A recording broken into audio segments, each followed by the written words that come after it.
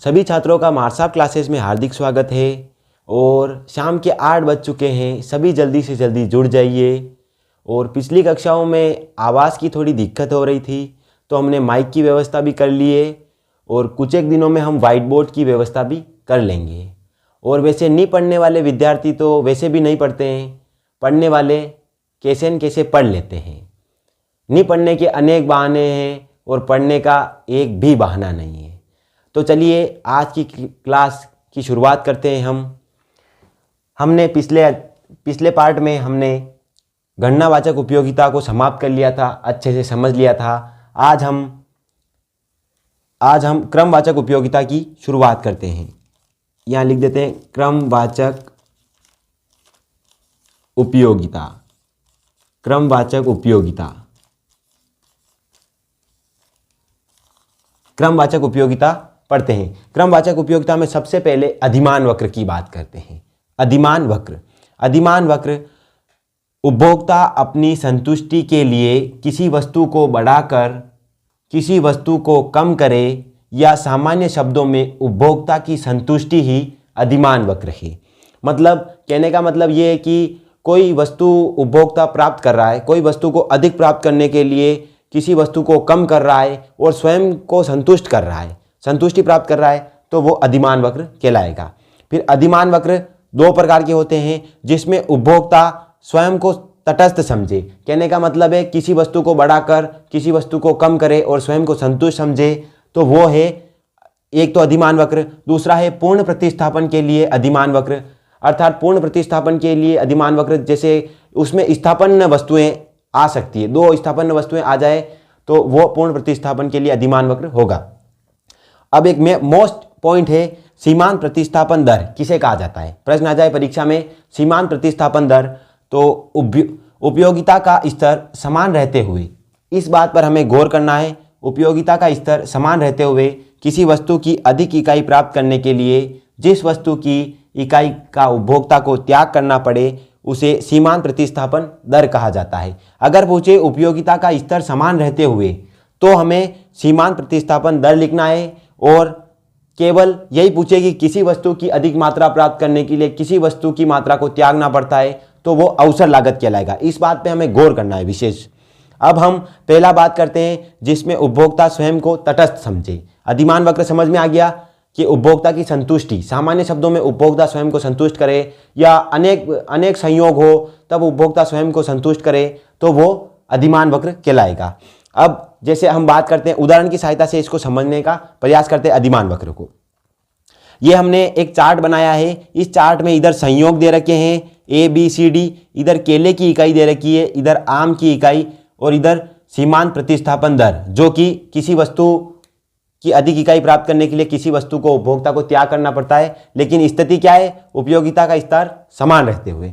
ठीक है, संयोग A संयोग में व्यक्ति केले की 1 इकाई प्राप्त करता है और दूसरे संयोग में आम की इकाई 15। ठीक है, तो सीमांत प्रतिस्थापन इसमें कुछ, पहली इकाई में तो कुछ है ही नहीं, उसके बाद में दूसरी इकाई में क्या परिवर्तन आता है वो देखते हैं। दूसरी इकाई में व्यक्ति केले की 2 इकाइयां लेता है और आम की 12 इकाइयां लेता है, तो मतलब उसके पास मतलब कुल सीमित पैसे हैं उस हिसाब से कि वो आम की इकाई को कम करके एक केले की इकाई को बढ़ा रहा है, 3 आम की इकाई को कम कर रहा है और 1 केले की इकाई को बढ़ा रहा है। इसे ही सीमांत प्रतिस्थापन दर आ गया समझ में। तीसरी स्थिति में व्यक्ति इधर 1 केले की इकाई और बढ़ा रहा है और आम की 2 इकाई कम कर रहा है, तो 2:1। इधर चौथी स्थिति में 1 केले की इकाई बढ़ाने के लिए 1 आम की इकाई को कम करना पड़ रहा है, तो 1:1। यह सीमांत प्रतिस्थापन दर, बात यही है कि किसी वस्तु को बढ़ाने के लिए किसी वस्तु का त्याग करना पड़ता है।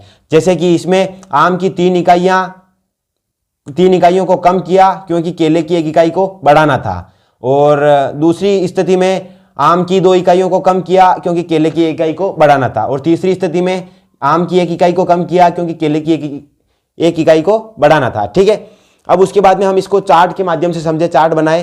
तो चार्ट बनाया, जैसे कि यूं चार्ट बना देना है, इधर 2 4 मतलब 2 का गैप, आप 1 का गैप भी ले सकते हो, ऐसे ले लिया। इधर 1 2 3 4 पहली सिचुएशन, इसको हम उधर रेखा चित्र की सहायता से समझने का प्रयास करते हैं। 1 पहली स्थिति में 1 केले की इकाई कितनी है, 1। इधर हम यहाँ पे हम लिख सकते हैं केले की इकाई, केले की इकाई, और इधर हम लिख सकते हैं आम की इकाई, आम की इकाई। इधर केले की इकाई लिख सकते हैं, इधर आम की इकाई। केले की इकाई पहली स्थिति ए स्थिति में केले की इकाई कितनी है 1, तो 1। आम की इकाई कितनी है 15, तो आम की इकाई ये यहां पे 15। दूसरी स्थिति में केले की इकाई 2, तो ये 2, और आम की इकाई 12, तो ये 12। तीसरी स्थिति में ये ऐसे करके हमें चारों स्थितियां देख लेनी है और ये एक यूं आकृति बना देनी है। यही है अधिमान वक्र। क्या है ये अधिमान वक्र? अधिमान वक्र ढलवा आकार का बनेगा, अधिमान वक्र ढलवा आकार का बनेगा। और यही है, इसमें हमने ये समझा कि जिसमें उपभोक्ता स्वयं को तटस्थ समझे, मतलब किसी वस्तु की अधिक मात्रा प्राप्त करने के लिए वह किसी वस्तु की मात्रा का त्याग कर रहा है। तो अब आगे चलिए, हम आगे, ये आपको अच्छी तरीके से समझ में आ गया, एक बार और रिवीजन कर लेते हैं। आज हमने शुरुआत की थी क्रमवाचक उपयोगिता से। सबसे पहले अधिमान वक्र, 1 नंबर डाल देते हैं यहाँ पे। सबसे पहले अधिमान वक्र, उपभोक्ता की संतुष्टि ही अधिमान वक्र है। 2 प्रकार के होते हैं, एक तो जिसमें उपभोक्ता स्वयं को तटस्थ समझे, दूसरा प्रकार है पूर्ण प्रतिस्थापन के लिए अधिमान वक्र। हमने यहाँ पे ये समझा, कौन सा? ये अधिमान वक्र समझा जिसमें उपभोक्ता स्वयं को तटस्थ समझे, ठीक है। तो ये हमने यहाँ पे ये समझा कि मतलब किसी वस्तु की अधिक इकाई प्राप्त करने के लिए किसी वस्तु का त्याग कर रहा है, इस प्रकार ये समझा, कौन सा? जिसमें उपभोक्ता स्वयं को तटस्थ समझे। और यहाँ पे बात की थी सीमांत उपयोगिता, सीमांत प्रतिस्थापन दर, तो उपयोगिता का स्तर समान रहते हुए ये बात आए तो सीमांत प्रतिस्थापन दर। और जबकि डायरेक्ट पूछे कि किसी वस्तु की अधिक इकाई प्राप्त करने के लिए किसी वस्तु की इकाई कम करनी पड़ती है, तो वो अवसर लागत कहलाएगी। आपको, मैं आशा करता हूँ आपको ये बहुत अच्छा समझ में आया होगा। तो चलिए ले लीजिए स्क्रीनशॉट, फिर हम आगे की स्लाइड की ओर चलते हैं। ले लिया स्क्रीनशॉट, तो चलिए आगे की ओर चलते हैं। दूसरा पॉइंट, पहला अधिमान वक्र तो हमने देख लिया, दूसरा अधिमान वक्र देखते हैं पूर्ण प्रतिस्थापन के लिए अधिमान वक्र। पूर्ण प्रतिस्थापन के लिए अधिमान वक्र से यह तात्पर्य है कि स्थानापन्न वस्तुएं होती है, एक दूसरे के स्थान पर प्रयोग कर सकते हैं। तो ऐसी वस्तुएं आ जाए तो अधिमान वक्र कैसा बनेगा? उसमें तो दोनों की मतलब एक दूसरे के स्थान पर प्रयोग नहीं कर सकते थे, किसी की मात्रा बढ़ा रहे हैं तो किसी की घटा रहे हैं। यहाँ पर दोनों स्थापन्न वस्तुएं आ गई है कि मतलब एक दूसरे के स्थान पर प्रयोग कर सकते हैं। तो इसमें अधिमान वक्र कैसा बनेगा? पहला संयोग हमने लिया A, B, C, D। इधर हमने 5 रुपए के नोटों की संख्या लिखी है, इधर 5 रुपए के सिक्कों की संख्या, और यहाँ पे सीमांत प्रतिस्थापन दर। सीमांत प्रतिस्थापन दर हमने समझ लिया। 5 रुपए के नोटों की संख्या, 5 रुपए की नोटों की संख्या पहली सिचुएशन में 1 थी और 5 रुपए के सिक्कों की संख्या 8 थी, तो प्रतिस्थापन पहली है ही नहीं। सेकंड स्थिति में इधर एक नोट बढ़ा है, मतलब 5 रुपए की नोटों की संख्या, इधर एक नोट की वृद्धि की है तो इधर एक सिक्के की कमी की है। तीसरी सिचुएशन में फिर एक नोट की वृद्धि की है तो एक सिक्के की कमी की है। चौथी सिचुएशन में फिर यही कि एक नोट की वृद्धि की है तो एक सिक्के की कमी की है। सीमांत प्रतिस्थापन दर बात वो की वही रहेगी, क्योंकि इससे ज़्यादा विशेष फर्क नहीं पड़ने वाला है, क्योंकि ये स्थानापन्न है कि हम नोट की जगह पर सिक्के का इस्तेमाल भी कर सकते हैं। तो आपको समझ में आ गया होगा। इधर यहाँ परिवर्तन देखते हैं तो 1:1, यहाँ पे भी 1:1, यहाँ पे भी 1:1। अब हम इसके रेखाचित्र समझे तो रेखाचित्र कुछ इस प्रकार बनेगा। इधर 1 2 3 4 5 6 7 8, इधर भी 1 2 3 4 5 6 7 8। अब फर्स्ट सिचुएशन ए स्थिति देखते हैं। ए स्थिति क्या है? 5 रुपए के सिक्कों की संख्या, यहाँ पे लिख सकते हैं हम सिक्के, यहाँ पे हम लिख सकते हैं सिक्के, और यहाँ पे हम लिख सकते हैं नोट। तो 5 रुपए के सिक्कों की संख्या कितनी है? 8। पहली सिचुएशन में 8, और नोटों की संख्या कितनी है? 1, तो नोटों की संख्या 1। दूसरी सिचुएशन में 7, दूसरी में 7, बी दूसरी में 7, और नोटों की संख्या कितनी है? तो 2। तीसरी सिचुएशन में 6 और नोटों की संख्या कितनी है? तो 3। और चौथी में 4 और नोटों की संख्या कितनी है? नहीं, चौथी में 5, सिक्कों की संख्या तो है 5 और नोटों की संख्या कितनी है? 4। तो अगर यह पूछे कि पूर्ण प्रतिस्थापन के लिए अधिमान वक्र, तो ये कुछ रेखा टाइप बनेगा। जबकि डायरेक्ट पूछे अधिमान वक्र का कैसे होते हैं या अधिमान वक्र कैसा होता है, तो ढलवा आकार का होता है। लेकिन अगर पूछे कि पूर्ण प्रतिस्थापन के लिए अधिमान वक्र, तो उसकी आकृति कुछ रेखानुमा होगी। ठीक है, आपको समझ में आ गया होगा ये तो पूर्ण प्रतिस्थापन। और अब उसके बाद में हम अगला पॉइंट देखें तो एकदिष्ट अधिमान। एकदिष्ट अधिमान से यह तात्पर्य है कि मतलब एक वस्तु की कम मात्रा और अधिक मात्रा से उपभोक्ता सदैव अधिक मात्रा को प्राथमिकता देगा। मतलब एक वस्तु की कम मात्रा और अधिक मात्रा में से उपभोक्ता सदैव अधिक मात्रा को ही प्राथमिकता क्यों देगा, इसका मेन कारण है हम समझे तो, जैसे कि हम यहाँ पे समझते हैं, जैसे कि है ना, फर्स्ट सिचुएशन में हम जैसे कि 5 रोटी लेते हैं, इधर 6 रोटी और इधर ले लेते हैं 5 रोटी, इधर 6 रोटी और इधर ले लेते हैं, मतलब 2 वस्तुएं इधर और 2 वस्तुएं उधर। ये हम एकदिष्ट अधिमान को समझने का प्रयास कर रहे हैं। यहाँ पर 5 रोटी, इधर 6 रोटी और इधर ले लेते हैं 4 ब्रेड और इधर भी ले लेते हैं 4 ब्रेड। तो उपभोक्ता किसको चुनना पसंद करेगा, किसको अधिक चुनना पसंद करेगा, तो ये इधर चुनना अधिक पसंद करेगा क्योंकि 5 रोटी है और 4 ब्रेड है, जबकि इसको नहीं, उसको चुनना पसंद करेगा क्योंकि उधर 6 रोटी है और 4 ब्रेड है, जबकि इधर 5 रोटी और 4 ब्रेड ही है। तो यही एकदिश अधिमान है कि मतलब कम वस्तु या अधिक वस्तु, इन दोनों में से उपभोक्ता सदैव अधिक वस्तु को चुनना ही पसंद करेगा या सदैव अधिक वस्तु को ही प्राथमिकता देगा, पहले नंबर पे उसी को चुनेगा। मैं आगे आपको समझ में ये अच्छे से एक बार और समझ लेते हैं। पूर्ण प्रतिस्थापन मतलब दोनों स्थानापन्न वस्तुएं हैं और स्थानापन्न एक दूसरे के स्थान पर प्रयोग कर सकते हैं और इसका रेखाचित्र कुछ रेखानुमा बनेगा और एकदिश अधिमान आपको अच्छे से समझ में आ गया होगा। ले लीजिए स्क्रीनशॉट, फिर आगे की ओर चलते हैं।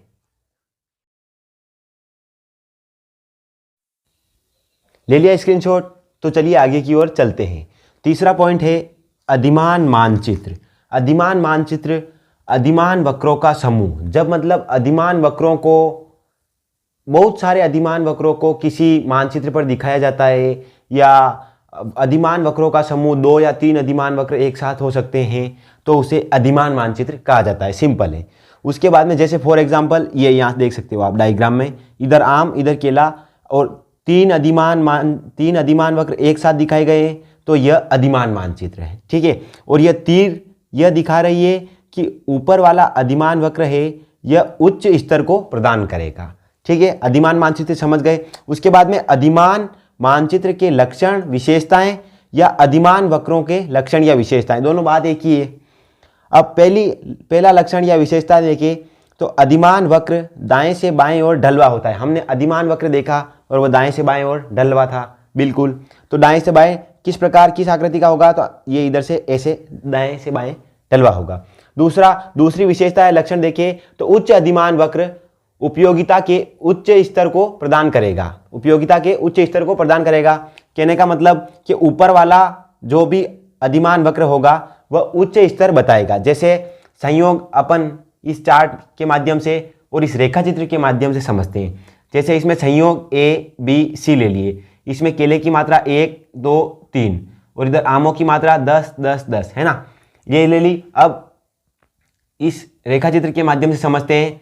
ए सिचुएशन में केलों की मात्रा कितनी है, 1, तो केलों की मात्रा 1 और आमों की मात्रा कितनी है, 10। दूसरी सिचुएशन में केलों की मात्रा 2 और आमों की मात्रा 10 और तीसरी स्थिति में भी केलों की मात्रा 3 और आमों की मात्रा 10। तो आप स्वयं देख सकते हो कि तीसरी स्थिति जो सी स्थिति बन रही है वो उच्च स्तर को प्रदान कर रही है क्योंकि उसमें आमों की मात्रा भी 10 है और केलों की मात्रा भी 3 है। तो यही स्पष्ट करना था कि उच्च अधिमान वक्र उपयोगिता के उच्च स्तर को प्रदान करता है। समझ गए आप, स्पष्ट रूप से समझ गए। तीसरा है 2 अधिमान वक्र एक दूसरे को कभी नहीं काटते। तीसरी विशेषता है, तो क्यों नहीं काटते, क्योंकि ये दोनों आपस में एक दूसरे को काटेंगे तो विरोधी परिणाम दिखाएंगे, इसलिए 2 अधिमान वक्र एक दूसरे को कभी नहीं काटते। और हमने शुरू से अंत तक एक बार हम रिवीजन करते हैं। सबसे पहले आप अपने उंगलियों पर गिनना। सबसे पहले हमने पढ़ा उपयोगिता हम समझ गए। उपयोगिता, उसके बाद में उपयोगिता 2 प्रकार की होती है, गणनावाचक उपयोगिता और क्रमवाचक उपयोगिता। गणनावाचक उपयोगिता में हमने सबसे पहले पढ़ा कुल उपयोगिता, उसके बाद में सीमांत उपयोगिता और उसके बाद में वो एकल वस्तु की दशा में मांग वक्र की उत्पत्ति या हास्यमान उपयोगिता नियम, ये पढ़ा और ये हमने कल पढ़ा था। और आज हमने क्रमवाचक उपयोगिता में सबसे पहले अधिमान वक्र पढ़ा, फिर एकदिष्ट अधिमान पढ़ा और तीसरा पॉइंट अधिमान मानचित्र पढ़ा। ठीक है। हम आज की क्लास को यही समाप्त करते हैं। हम कल मिलते हैं और महत्वपूर्ण सूचना, कल की क्लास मैं पूरी लेने की कोशिश करूँगा, लेकिन उसके बाद भी कल की क्लास नहीं आ पाए तो आप निश्चित रहिए, आपका यह कोर्स निरंतर चलता रहेगा। हम कल नहीं तो परसों मिलेंगे। ओके, आपको अगर क्लास अच्छी लगी हो तो आप लाइक करें, शेयर करें और कमेंट भी करें। अगर अच्छी नहीं लगी हो तो भी शेयर ज़रूर करें, क्योंकि शेयर करोगे तभी दूसरों के पास क्लास जा पाएगी। और वही बात कि कर भला तो हो भला का सिद्धांत अपनाना है अपने। ठीक है, ले लीजिए स्क्रीनशॉट। आपका बहुत बहुत धन्यवाद।